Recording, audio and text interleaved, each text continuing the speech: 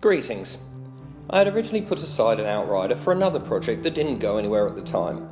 So today I decided that I would like to use that to put together a Primaris Chaplin on bike. Now the easiest way of doing this would be to use the spare Chaplin I have from the Indomitus box. However, that would be easy, and I wanted to challenge myself to start from scratch and see what I could come up with from my various bits and bobs lying around.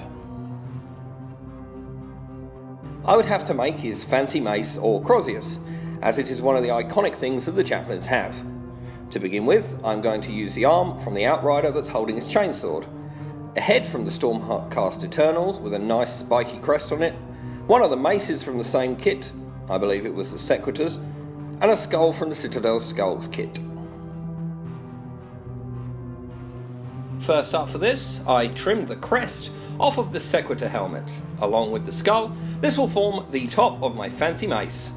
Once this has been removed, it can then be glued into place around the skull in a similar place to where it was on the helmet originally. To fit onto the top of the mace, some trimming would need to be done to the mace head. Taking my knife, I cut either side of it so it was a bit flatter, and on one side I trimmed the top at a slight angle, bit of an indent so that the skull would sit on it nicely. The skull then can be glued into place onto the top of the mace.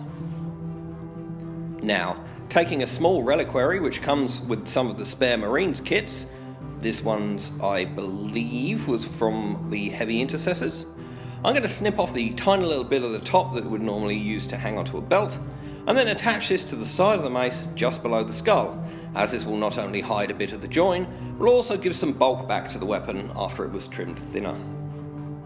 With the fancy mace finished, I moved on to the arm. I would need to use my knife to take off the chainsword he is holding. To attach the mace, I'm going to use my hobby drill and a bit about the same size as the mace handle to drill a little way into the hand where the sword was held and now removed, before adding some glue into this hole and pushing the mace into place. Doing this will help ensure a stronger bond than if I was just to plonk it on top of the hand, as it has a larger surface area of plastic to work with. For the body of my Chaplin, I'm just using the regular Outrider, and to make it easier to work with, I glued both halves of the main body together. I also glued the two halves of the bike body together, leaving the sides with the legs separate for later. Once this is done, I mixed up a little green stuff and rolled it into a long, thin sausage.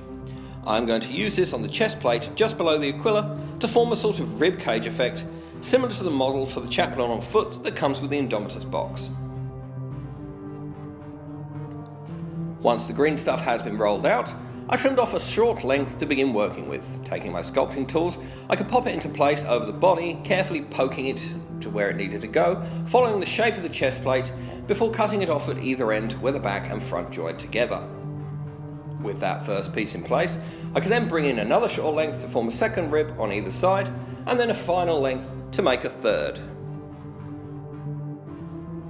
Once happy with this, the body can be set aside to firm up a little whilst I begin to work on the bike. To get some skull symbols that don't require much work, I have a couple of old Space Marine backpacks that I have previously butchered.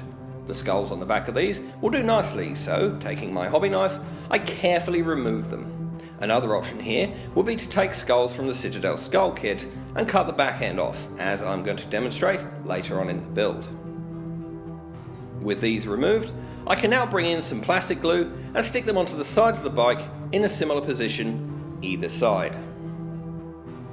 Having now run out of old backpacks to cut up, I would have to find my skull icons from elsewhere. Cue the ever useful Citadel Skulls kit. Selecting a skull from this kit, I'm going to use my clippers to cut the back end off, then cleaning with my knife to give me a skull icon to use for my Chaplin. I'm going to position this one on the front mudguard. But first, I need to remove the raised part that is there currently with my knife, cutting as close to the mudguard as I can without taking chunks out of it before scraping the area nice and flush.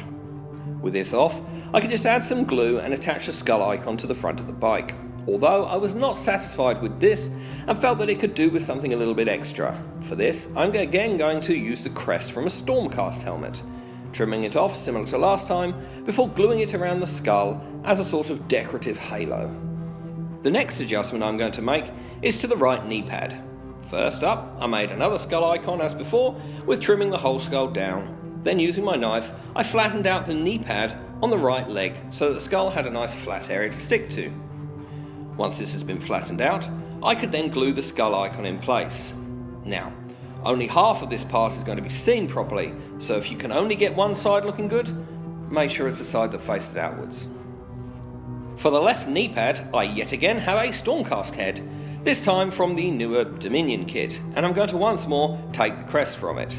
These ones are slightly harder to get off, as they're attached all the way around, but they're the perfect size and shape to fit onto the crest of a Primaris knee pad. So, taking my knife, I removed this crest and added a little glue before attaching it to the knee of the Outrider. The left knee this time. Once this has had some time to set, I could then bring in some glue and attach the sides to the bike. Now normally you would do this after putting the body on, but as the green stuff needs a long old time to set, I have instead done it in this order. Because of this, I've had to trim the tabs from the leg area of the Outrider's body, as it would not slot into place otherwise. With the bike together, I went looking for a book. All the chaplains seem to have one of these nowadays, and I settled on one from the Stormcast Spellcaster lady in the Dominion box. Can't think of the name off the top of my head right now. This would need a trim on the back as it has a bump where it would attach to her waist, but this was easily sorted with my clippers and a bit of cleaning with the knife. I am planning on putting it on the front of the bike where the Games Workshop model has his, but to do this I'm going to have to trim off the square bump that is on the bike in this area. As with the mudguard, this can be done with a knife before gluing the book into place. You don't have to be too clean here because you are covering it up with a book. The Games Workshop model has a chain holding it on, and whilst I've done this before in another model, I had run out of suitable chain, and as this book has a cloth wrap around the middle of it, I figured I could say that's what's holding it on. However, I changed my mind later on, as you will see. So to help hide the join area at the spine of the book, I glued a purity seal in place on that side, making sure that it is angled in a logical direction for a moving bike. We don't want it flapping forwards. Next up, I added the body. I did, however, forget to add the backpack at this point, which made it a lot harder later on, so I suggest adding it before you glue the body on. A bit of plastic glue and the body would then slot right into the space on the bike and the handlebars can be added. But again, a mistake was made. These should have been added earlier before the sides of the bike. To fix this, I took my clippers and shortened down the post they sit on so that they could then in fact fit. Once this has been rectified, the arms can then be added with a little glue. For a head, I'm going to use one of the half-bare ones from the Reavers kit. The skull mask is rather iconic for the chaplain, but the one in the Indomitus box comes with a bare head as well, so I thought this would be a good mix of the two. This can just be glued into place, facing the direction his mace is pointed, as if he's menacing his next target, or just pointing in that general direction. The next thing I'm going to be doing is adding a few purity seals and reliquaries to the model. I stuck the reliquary to the side of the bike behind the skull, a purity seal on his right shoulder, and one on his backpack. The last thing I'm going to do is add a spiked crest to his backpack to emulate the Iron Halo. And for this, I'm going to use, you guessed it, a Stormcast head. This one has a nice plume attached, so I trimmed it off where it connects to the head before adding a little glue to either side and sticking it on the little raised nubs either side of the top of the backpack. Now the next thing I did was to prime the model. However, after the priming, I decided I could probably do better and searched around for some chain. I found some of this lying at the bottom of one of my bits boxes, so using some super glue, I attached it to the front of the bike near the handlebars before cutting it to size so it reached over the book to the front of the bike. This was then carefully super glued in place on the other end. For the second loop of chain, I decided I didn't want to do one single piece, as where it went over the other chain it would have a very large bump. To fix this, I glued instead halfway down the chain over the book and made two short pieces of this chain going to both the front and the back of the bike. After this is done and super glued in place, I could then attach a purity seal to the top as if it's holding it all together. This would help to hide the join between the chains in the middle. With the book now chained on, I had a little bit of chain left, and I thought, let's get a bit fancier with that fancy mace. So, just below the reliquary, I added some super glue before draping the chain over and holding it till it was nicely attached and firm. Once this was done, I could then curl the chain around the mace handle and around his arm, supergluing at intervals to help keep it in place, before attaching it right at the very end, right near where the purity seal already existed on this fella's arm. This would obviously help make it seem like the purity seal was at the end of the chain holding everything together. With that extra adornment of the chain added, the model is now done. I again primed him before painting him up and basing him to match my Emperor's Spears army, remembering to drill out the barrels on the bike. Whilst it would have been simpler to use the chaplain on foot for this, I enjoyed the challenge of doing it without. And not everyone has a spare chaplain to use. Then again, maybe people don't have an endless supply of Stormcast Eternal heads either.